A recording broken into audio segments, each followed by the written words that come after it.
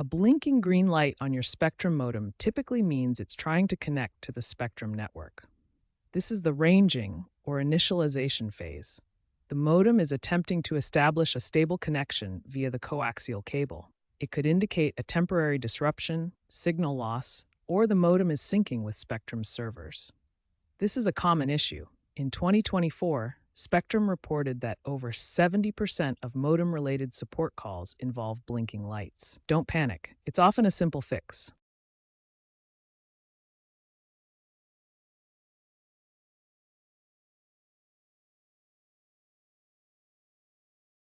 First, power cycle your modem by unplugging it for 30 seconds, then plugging it back in. Next, check all cable connections to ensure they're secure and undamaged. If the blinking continues, use the Spectrum app for diagnostics. Check Spectrum's status page at spectrum.com/status for any outages. Firmware updates can resolve the issue, often done automatically through the app. If problems persist, contact Spectrum support for signal strength tests. According to experts, these basic steps resolve blinking green light issues 80 to 90% of the time.